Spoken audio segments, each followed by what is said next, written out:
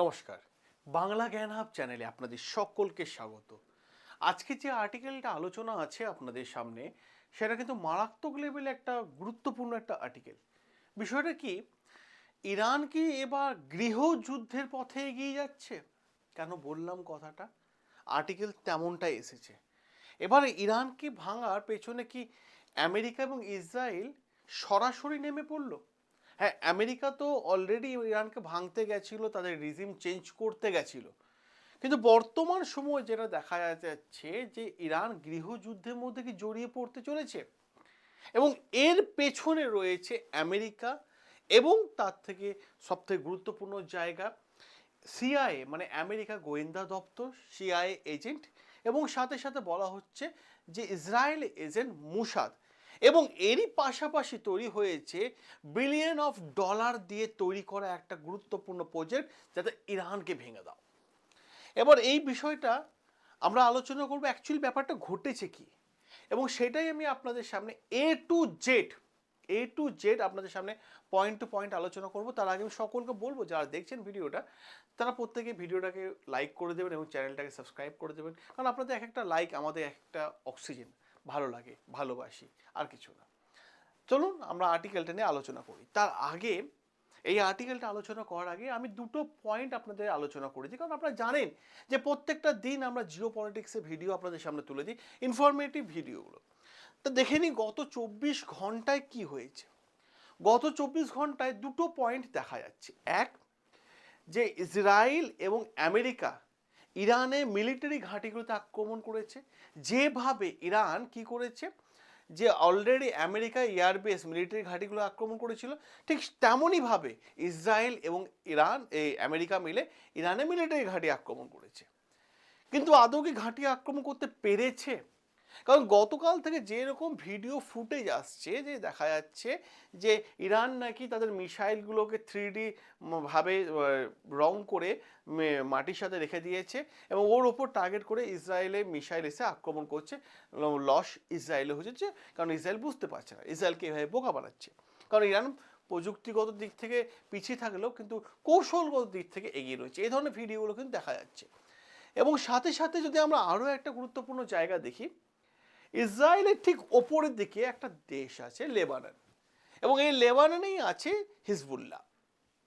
তো যখন Iran America ঘাঁটিগুলোতে আক্রমণ করছিল, এবং যখন ইসরায়েল এবং আমেরিকা মিলে ইরানে ঘাঁটিগুলো আক্রমণ করছে, ইরানকে আক্রমণ করছে, তখন ইরান তার ঠিক প্ল্যান চেঞ্জ করে হিজবুল্লাহকে বলে দিল যে ভাই, তোরা এখনই যা, তোদের কাছে যা ফাইটার জেট আছে, মিসাইল আছে, গিয়ে ইসরায়েলকে অ্যাটাক কর।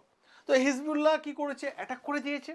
হিজবুল্লাহ যখন অ্যাটাক করে দিল, ঠিক তারপরে ইসরায়েল লেবাননে নর্থ এবং ইস্ট সাইড, এই দুটো সাইডের ওপর কিন্তু মারাত্মক লেভেলে বম্বিং চালু করে দিয়েছে, যেটা আমরা গতকাল ভিডিওতে আপনাদের সামনে আলোচনা করেছিলাম। এবং এর ফলে মৃত্যুর সংখ্যাও বেড়েছে, হিজবুল্লাহতেও বেড়েছে, ইরানও বেড়েছে, ইসরায়েলও বেড়েছে, এবং আমেরিকা ঘাঁটিগুলোতে বেড়েছে। কারণ আমি আপনাদের একটা কথা বারবার বলি, যুদ্ধ কখনো শান্তির বার্তা আনতে পারে না। যুদ্ধ আনে একটা মৃত্যুর মিছিল, হাহাকার, কান্না, এইসবের দৃশ্য কিন্তু যুদ্ধে দেখা যায়। এবার আমাদের মেন আলোচ্য বিষয়, কেন আমি কথাটা বললাম যে ইরানকে ভাঙার পেছনে কি আমেরিকা এবং ইসরায়েল তাদের গোয়েন্দা দপ্তর পাঠিয়ে দিয়েছে? তারা কি বিলিয়ন অফ ডলার প্রজেক্ট তৈরি করে নিয়েছে যে ইরানকে ভাঙবো, যুদ্ধ দিয়ে পসিবল হচ্ছে না, এবার অন্য কোনো প্ল্যান দিয়ে ভাঙবো, এরকম কি কোনো তাদের পরিকল্পনা আছে? উত্তরটা হচ্ছে হ্যাঁ। কীভাবে? কুর্দি কুর্দি এবার কি একটা নতুন ঝামেলা, এই যুদ্ধের মাঝে নতুন একটা ঝামেলা এসে তৈরি হয়ে গেছে। কুর্দি একটা সেপারেটিস্ট গ্রুপ, একটা আলাদা গ্রুপ। এই কুর্দি হচ্ছে একটা সম্প্রদায় বা একটা গোষ্ঠী, ঠিক আছে? এরা বসবাস করে ইরানের মধ্যে। কারণ ইরানের মধ্যে এরকম অনেকগুলো বিচ্ছিন্নতাবাদী গ্রুপ আছে। যেমন আপনারা পাকিস্তানের মধ্যে দেখেছেন বিভিন্ন ধরনের উগ্রপন্থী গ্রুপ দেখতে পেয়েছেন না, জঙ্গি টাইপের গ্রুপ, জঙ্গি টাইপ কি, জঙ্গি গ্রুপ, ঠিক আছে? তো ইরানের মধ্যে এরকম বেশ কিছু বিচ্ছিন্নতাবাদী গ্রুপ আছে। তারা চায় যে তারা ইরানের সঙ্গে থাকবে না, তারা ইরান থেকে আলাদা দেশ হতে চাইছে, আর এই সম্প্রদায়কে বলা হয় কুর্দিশ। এই সম্প্রদায়কে বলে কুর্দিশ। আর এইটাই কিন্তু এখন নিউজে কিন্তু চলে এসেছে, চারিদিক থেকে ভাইরাল হয়ে গেছে। দেখুন জিও পলিটিক্সে খেলা কিন্তু আলাদা লেভেলের হয়, ঠিক আছে? লড়াই যখন যুদ্ধ লড়াই চলছে, অপর দিক থেকে ইসরায়েল এবং আমেরিকা চাইছে ইরানকে দুটো টুকরো ভেঙে দাও। এবং যুদ্ধের সাথে সাথে ইরান যে বারবার দাবি করে এসেছিল যে তাদের মনোবল স্ট্রং আছে, এবার সেই জায়গায় ইমোশনাল জায়গায় কিন্তু আঘাত করতে চলেছে কে? আমেরিকা এবং ইসরায়েল। কারণ জিও পলিটিক্সে প্যাটার্ন ডিকোড করতে হলে আপনাকে প্রপার জিও পলিটিক্স বুঝতে হবে, জিও পলিটিক্স নিয়ে পড়াশোনা করতে হবে, তাহলে জিও পলিটিক্সটা আপনার কাছে ক্লিন হয়ে যাবে। কিন্তু আসল সত্য মানে তথ্য যেগুলো আসছে, কিছু কিছু তথ্য দেখছি মানে বাংলাদেশ এগুলো মেনে নিতেই চাইছে না। কারণ বাংলাদেশ সব সত্য তথ্যগুলোকে মিথ্যা বলে চালাচ্ছে। কারণ জিও পলিটিক্সে সেইটাই ঘটে যেটা আগে থেকে অনুমান করা যায়। কারণ আমি আপনাদের বলেছিলাম দেখবেন যুদ্ধ হবে, কারণ সিচুয়েশন তেমন লেভেলেই যাচ্ছে, যুদ্ধ কিন্তু হয়ে গেছে। এবং এই কুর্দি সম্প্রদায় নিয়ে আমরা আলোচনা করি। এই কুর্দি সম্প্রদায় চাইছে তারা ইরানের মধ্যে না থেকে, ইরানের মধ্যেই আছে, তারা ইরানের মধ্যে না থেকে আলাদা একটা দেশ চাইছে এবং সেই দেশের নাম চাইছে কুর্দিস্তান। কুর্দিস্তান নামে একটা দেশ চাইছে এবং এই কুর্দি জাতিকে বলা হচ্ছে যে $বিলিয়ন আমেরিকা একটা এই কুর্দিস্তানের ওপর তৈরি করে রেখেছে, যাতে কুর্দিস্তানকে উস্কানিমূলক দিয়ে কুর্দি জাতিকে এটা মোটিভেট করে এদেরকে কীভাবে ইরান থেকে আলাদা করা যায়। কারণ কুর্দিসরা তারা দাবি করেছে যে তারা তাদের সশস্ত্র বিপ্লবী হতে হবে, এইটা তারা দাবি করেছে। আর এই মুহূর্তে ইরানের অবস্থান কি?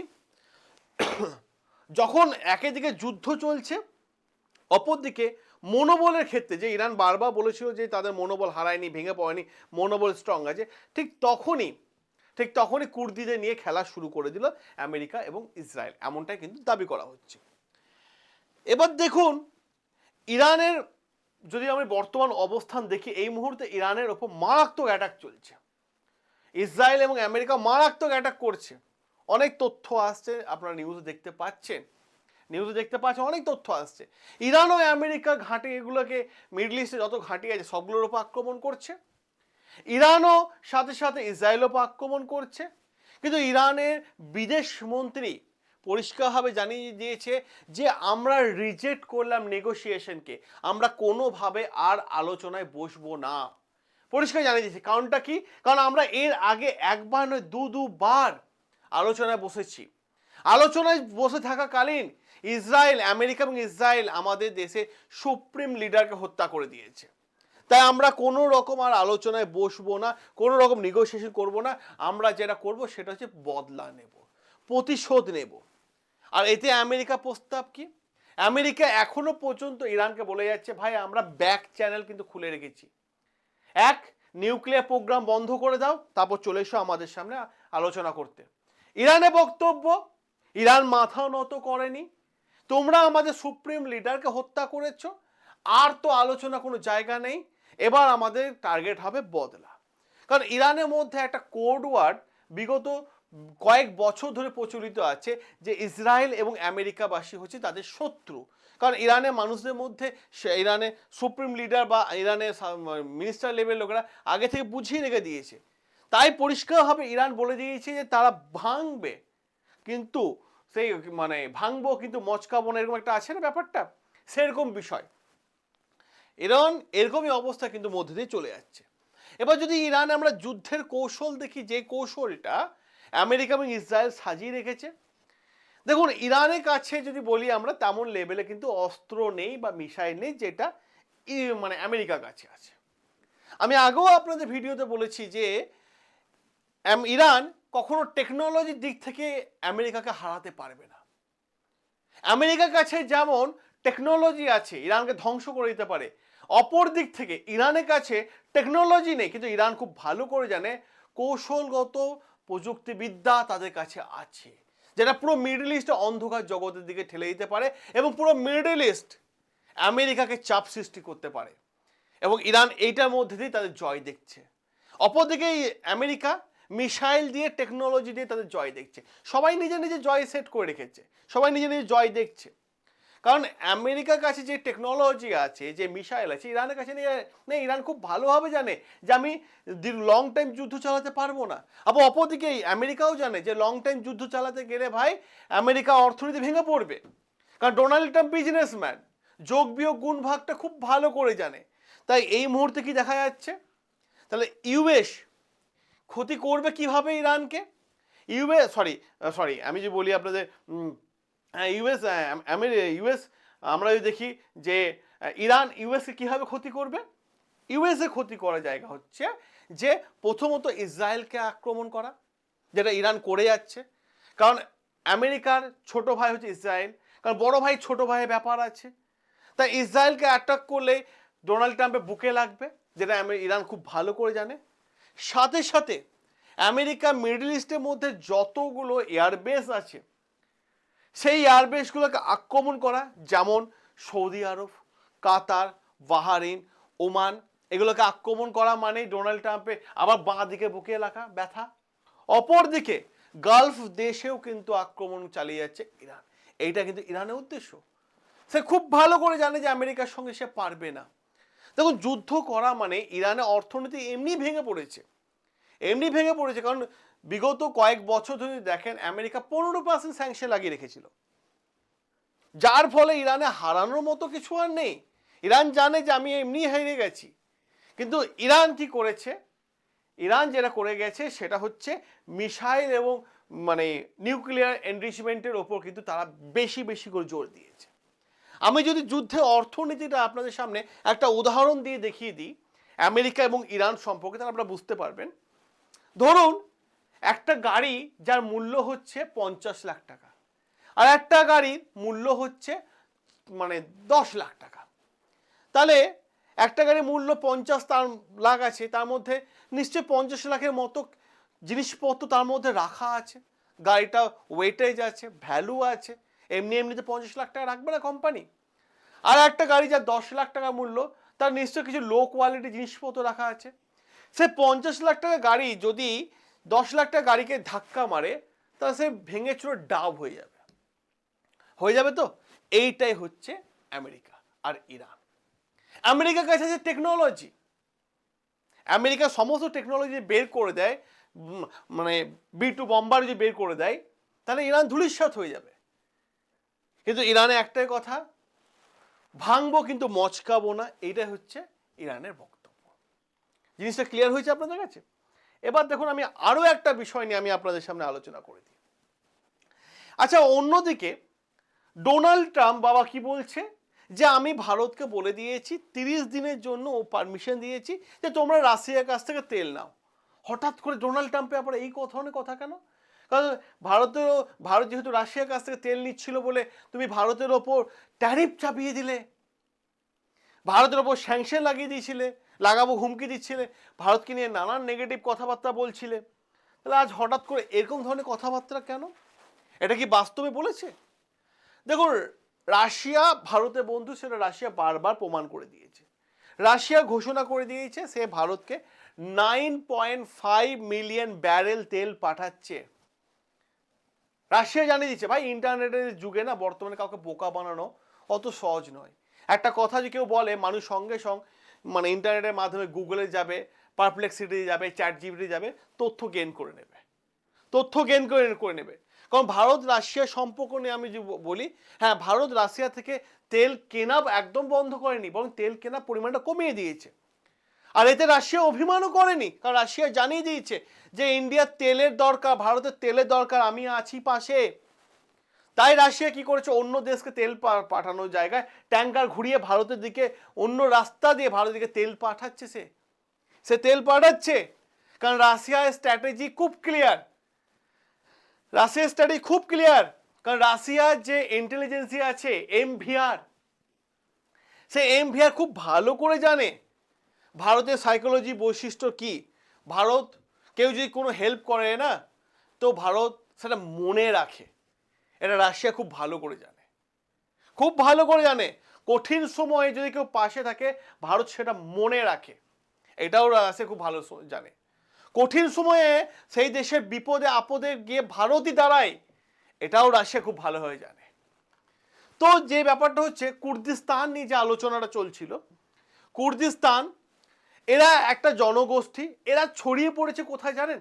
এরা শুধু ইরানের মধ্যে আছে তা নয়, এরা শুধু ইরানের মধ্যে না, ইরান থেকে বাইরে ছড়িয়ে গেছে। ইরান, তুর্কি, ইরাক, সিরিয়া এরা ছড়িয়ে গেছে। বলা হয় একটা সার্ভেতে বলা হচ্ছিল যে গোটা পৃথিবীতে এই মুহূর্তে প্রায় 3 কোটি কুর্দিস্তান আছে। এই কুর্দিস জাতি আছে। কুর্দিস্তান দেশ কোথায় আছে? কুর্দিস জাতি আছে। আর এদের একটাই উদ্দেশ্য, একটাই স্বপ্ন, এদের নিয়ে যেন একটা দেশ তৈরি করা হয় এবং সেই দেশের নাম হবে কুর্দিস্তান। আর আমেরিকা গোপন প্ল্যান এখানে কি করে চলে আসলো? আমেরিকার 3টে গোপন প্ল্যান। 1 নাম্বার অফ পয়েন্ট, ইরানে এয়ারফোর্স সম্পূর্ণরূপে এই মুহূর্তে ধ্বংস করে দাও। যত ফাইটার জেট আছে, যত এয়ার ডিফেন্স আছে ধ্বংস করে দাও। ইরানের নেভি ধ্বংস করে দাও। ইতিমধ্যে ইরানে অনেকগুলো মানে ওয়ারশিপ ধ্বংস করে দিয়েছে এবং ইরানও দাবি করেছে যে ইসরায়েলের ওয়ারশিপ ধ্বংস করছে ড্রোন দিয়ে, এরকম কিছু জানিয়ে দিয়েছে। অপরদিকে ইরানের আর্মি মধ্যে গৃহযুদ্ধ লাগিয়ে দাও। কারণ এই কুর্দি জাতি যারা ইরানের আর্মির মধ্যে ঢুকে আছে, আর আমেরিকা এই খেলাটাই সিআইএকে দিয়ে এবং মুসাদকে দিয়ে খেলতে চাইছে। আর এইখানেই America billion of dollar project মানে ইনভেস্ট করে দিয়েছে। কিভাবে?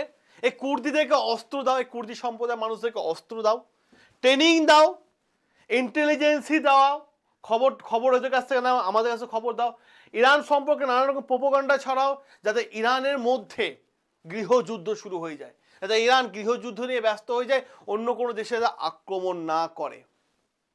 আর এইখানেই যদি আমি আপনাদের আরও একটা তথ্য দিই, জর্জ সরস ইনি একজন বিজনেসম্যান। তিনি বিজনেসম্যানের পাশাপাশি আমেরিকার ডিপ স্টেটেরও কিন্তু বলা হয়ে থাকে একজন সদস্য। এবার আপনি বলবেন ডিপ স্টেট জিনিসটা কি? আমি আপনাদের ক্লিয়ার করে দিচ্ছি। আমেরিকার ডিপ স্টেট আছে, আপনারা সবাই জানেন। এবার শুনুন ডিপ স্টেট কি। আমেরিকাকে বিগত আরও 100 বছর পৃথিবীর সব থেকে শক্তিশালী এবং স্ট্রং কান্ট্রি তৈরি করার জন্য, এবং হয়েও আছে, সেই তকমাটা ধরে রাখার জন্য 150 থেকে 200 জন মানুষের একটা গ্রুপ আছে। আর এই গ্রুপটা কখনো ফ্রন্ট লাইনে খেলে না, এই গ্রুপটা খেলে ব্যাক ফুটে, পেছন দিকে থাকে। এরা একে অপরে আলোচনা করে প্ল্যান তৈরি করে কিভাবে আমেরিকা বিশ্বগুরু হয়ে থাকবে, কিভাবে আমেরিকা অর্থনীতি স্ট্রং হয়ে থাকবে, কিভাবে আমেরিকার ডলার যাতে কোনোভাবে না পড়ে, ইত্যাদি সমস্ত বিষয়গুলো তারা কিন্তু সেট করে। কিন্তু কয়েকদিন আগে এই ডিপ স্টেট কিন্তু ডোনাল্ড ট্রাম্পের এগেনস্টে কোর্টে মামলাও করেছিল, যেহেতু ডোনাল্ড ট্রাম্প বিভিন্ন দেশের ওপর ট্যারিফ লাগাচ্ছিল। আর এই ডিপ স্টেটের কাজ লং টাইম যেন আমেরিকা তাদের সাম্রাজ্য গোটা বিশ্বের সামনে ধরে রাখতে পারে, সেইটাই তাদের লক্ষ্য। এবং তারাই জানিয়ে দিয়েছে যে ইরানকে ভেঙে ফেলা সম্ভাব্য পরিকল্পনা বলা হচ্ছে এই কুর্দি জাতিকে তৈরি করা, ইরানের ভিতরে গৃহযুদ্ধ লাগানো, আর রিসোর্স ড্রোন এবং ড্রোনের টেকনোলজি যাতে আমেরিকা হাতে পৌঁছে, সেই কথা। এবার শেষ প্রশ্ন যদি আমি আপনাদের উদ্দেশ্যে রাখি, তাহলে একটাই বিষয় হবে, এই মুহূর্তে ভারত কি করবে? ভারত কি করবে? নিজেকে শক্তিশালী করবে? অবশ্যই আমরা শক্তিশালী। এবং প্রশ্ন এটাই, ভাই শক্তিশালী দেশ তৈরি হয় শক্তিশালী মানুষের সাথ দিয়ে। ওই কথায় আছে না, আমরা গ্রাম বাংলা ছেলে মেয়ে, তো একটা কথা আছে গুরুত্বপূর্ণ জায়গায়, যে মরতে গেলে বড় ডাক্তারের হাতে মরো। ভাই শক্তিশালী দেশ তৈরি হয় শক্তিশালী মানুষের হাত দিয়ে। অতএব আপনাদের উদ্দেশ্যে আমি যে প্রশ্নটা রেখেছি সেটা অতি অবশ্যই আপনারা সকলে কমেন্ট বক্সে কমেন্ট করে জানাবেন।